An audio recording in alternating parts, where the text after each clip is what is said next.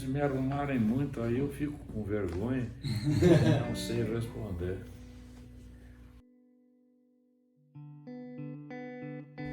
Então, antes de vir para a fazenda, eu vivi em Curitiba, fiz o colégio, o ginásio e depois fiz a faculdade. Fiz o científico e daí fiz a faculdade de Direito. Mas aí quando eu me formei em 56, aí eu já trabalhava na firma. Tinha havido um quiprocó na firma lá e meu sogro abriu a sociedade e ficou sozinho. Formou uma firma, Moacir Viana e Companhia Limitada. Aí seu Riva me convidou para isso. Eram 3 firmas. Era Moacir Viana e Companhia Limitada, Madeiras, o papelão Apucaraninha, fazia esse papelão, e a cerâmica Tamarana. Bom, aqui quando eu comecei, que eu vim aqui para ajudar o teu bisavô no tempo que a gente marcava o gado e vacinava o gado. Quando comecei a lavoura foi em 71, mas aí foi o Ciro que me ajudou, porque ele disse, não, fale com o teu sogro, se o teu sogro não te ceder um lugar para você plantar, eu cedo lá na Redomona. Mas aí falei com o seu Moacir, disse, olha, seu Moacir, não estou lhe pondo a faca no peito. Se o senhor não quiser me emprestar uma área aí, o doutor Ciro me empresta. Aí ele disse, não, pode ficar. Aí me cedeu aqui o Quinhão 1, que é na entrada, mas era um quiçação desgraçado. Mas o Ciro disse, não tem problema, meta o grade, arado e coisa aí. E aí comecei a plantar soja. Aliás, plantei arroz primeiro, uns 3 anos fiz semente de arroz com o Ciro. O Ciro também tinha semente de arroz. Depois a gente saía a vender juntos. Depois então ele começou, já tinha prática na soja. Aí ele disse, compadre, não vou mais plantar arroz, vou plantar só soja. Então eu também comecei a plantar soja. E aí a diferença entre soja e gado não havia possibilidade de fazer comparação. Um alqueire de gado e um alqueire de soja. A soja batia várias vezes o tanto o lucro em relação ao gado. Então aí fiquei eu não tinha gado, então fiquei com a lavoura. Mas aí fui aumentando, o seu Moacir foi ficando mais velho, foi se desinteressando também da parte do gado, e aí eu fui aumentando a lavoura, até estar como está. Que daí entrou, depois o Eli formou-se e veio trabalhar comigo, e aí desenvolveu o plantio de soja e aí o plantio de semente também. Então deu outra condição para a fazenda. E o Eli é formidável porque ele, acreditando no que ele estava fazendo, ele investiu como está investindo até hoje. Você vê esses silos da Silomax que ele está montando. Ontem eu fui olhar lá, achei um espetáculo. É um espetáculo. Limpeza, pré-limpeza, classificação. Hoje já com maquinário totalmente moderno, né? Então, uma beleza. Quer dizer, tá firmado na fazenda a produção de semente, né? O capricho do teu pai. Ele é muito caprichoso nas coisas e investe. Não tem problema de investir. E graças à bondade de Deus, estou com 89, ainda estou aguentando. Meio puxando as pernas, mas estou aguentando. E com a alegria de ter vocês, né? Agradeço a Deus a bondade, porque tive uma mulher formidável, tenho filha, filho, netos, bisnetos. Então cheguei à 3ª geração que a Bíblia diz que bem-aventurado o que chegar à terceira geração. Então me considero um bem-aventurado. Todas as pessoas que estiveram junto comigo, graças à bondade de Deus, me ajudaram muito. Desde o começo, quando comecei a planta, eram os 2 filhos do Elisiário, que na época era capataz do meu sogro. Era o capataz do Mutuca, era o Elisiário Fernandes. Tinha uma porção de filhos e filhas. E aí tinha os dois filhos dele que trabalhavam no gado, mas não gostavam. E aí, quando eu comecei a lavoura, foram os meus 2 funcionários, o Licindo Fernandes e o Zair. Os 2 que começaram a me ajudar no começo. Depois também foi aumentando, aí fui pegando mais gente, chegamos a ter 100 funcionários, né? A gente administrava sem ter curso nenhum, administrava fazendo o que era preciso. Surgiam os problemas, você resolvia. Seu Riva, que foi o nosso gerente formidável, Rivadavia Vargas, ele dizia, você não fique preocupado antes do problema surgir. Quando o problema surgir, você resolve. E era o que a gente fazia. Problemas que surgiam, vamos dizer, na época, a gente ia resolvendo dentro das possibilidades, porque os recursos, vamos dizer, no começo, eram muito poucos. Depois, com o desenvolvimento da semente, é que houve possibilidade o Eli assumiu, e quando ele assumiu já tinha uma certa erva, então ele já tinha um começo e ele acreditou e investiu. E aí chegamos onde estamos, graças a ele. Não, pois teu pai formou-se, mas ele já, quando ele era estudante, ele já vinha aqui. Ele era muito curioso nas coisas de aplicar o que ele aprendia na faculdade. Então, quando ele se formou, ele já era doutor aqui no plantio. E aí, então, desenvolvemos a soja. Ele também tinha liberdade, porque quando ele começou a trabalhar comigo, eu passei para ele tudo. Passei a parte financeira e passei a parte de direção.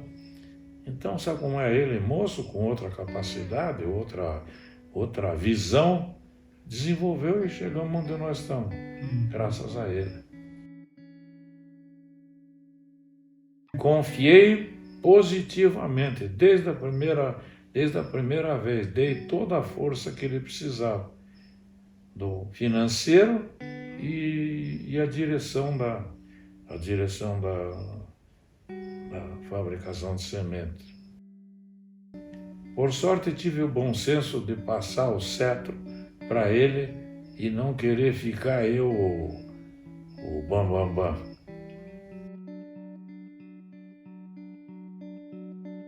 Não, eu fui tocando. Quando eu comecei a mandar mesmo, aí eu comecei a modificar uma porção de coisas para aumentar a produção, etc. Mas aí também, pouco tempo depois, o Eli formou-se e veio para cá, e aí também, como eu te disse, passei para ele tudo para ele trabalhar sossegado.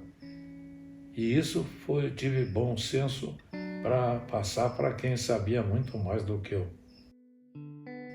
E aí deu no que deu. E por sorte agora já tem você, que ele também confia, então é uma possibilidade. Você já é terceira geração e não é qualquer firma que chega na terceira geração, qualquer empresa, né? E a empresa está bem estruturada, ele é muito caprichoso, então tá louco de bom, posso morrer tranquilo. Não fica um hiato. E chegou até certo ponto, a minha mulher já ficou mocinha, e ela viu que não dava para ficar em Piraí. Então aí ela mudou-se para Curitiba. Seu Moacir comprou uma casa e eu conheci a Arlete na praia e depois nos encontramos e acabamos descobrindo que a avó era muito conhecida da minha avó, do tempo de Paranaguá, uma coisa assim, que meu avô tinha fábrica de fósforo. E aí descobrimos que ela morava uma quadra da nossa casa. Aí eu conheci a Arlete e começamos a namorar e fui namorado só pouco tempo, 10 anos. Comecei a namorar a Arlete eu tinha 13, eu tinha 15, ela tinha 13. E aí um dia eu disse para ela, se você tiver paciência, é com você que eu vou casar. Ela disse, não, mas eu vou ter paciência. E teve. E teve. Aí 10 anos depois eu casei com 25. Casei com 25. Com 27 eu já tinha Beatriz. Depois de 2 anos nasceu teu pai.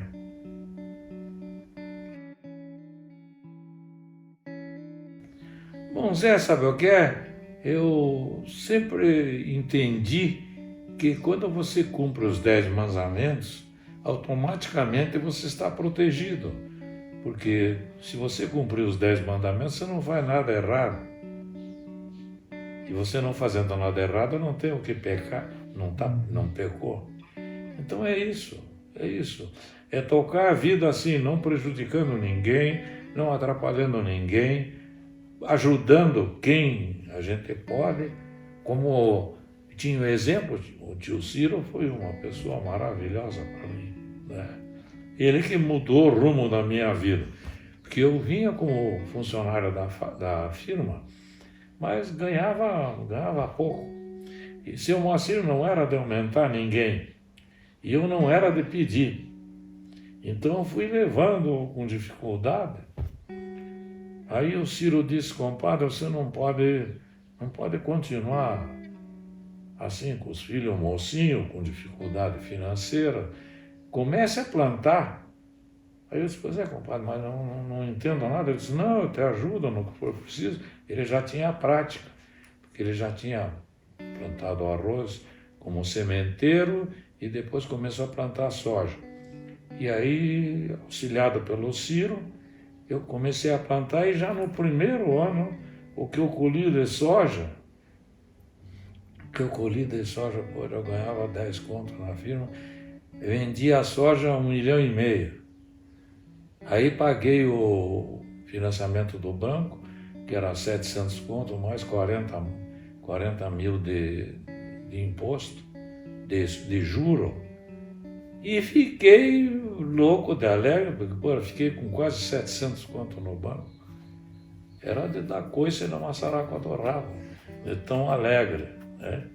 Aí, graças a Deus, me engrenou a família, que aí eu dei condição de botar à disposição para a Arlete dinheiro, para ela poder comprar o que precisava para os filhos, etc. Então foi graças ao Dr. Ciro, meu compadre e irmão, Dr. Ciro, pessoa fora de série.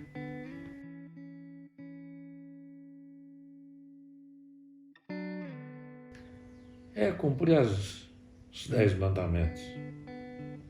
Cumprir os 10 mandamentos não tem erro. Não tem erro. E lógico, ter a proteção divina, que é o que eu desejo para vocês, quando casarem, constituírem família, etc., dá sempre o apoio à família. Família é o centro, é o coração de uma vida, é a família.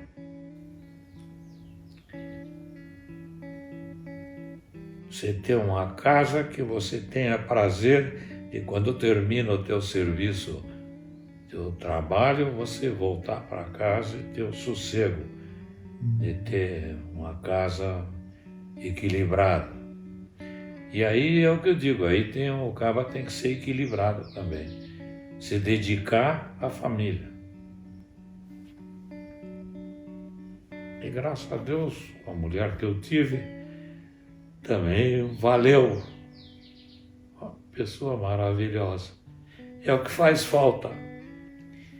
E era tão maravilhosa que eu estou há 21 anos viúvo, nunca mais me interessei por ninguém. Não tem ninguém que chegue no pé dela. Mas são coisas da vida. É uma coisa que é antiga, mas que diz assim: Deus me deu e Deus me tirou. Louvado seja o nome do Senhor. E é isso que eu procuro fazer. Muito bem. Obrigado, avô. Eu que agradeço a gentileza de vocês de achar que eu podia dizer alguma coisa que prestasse.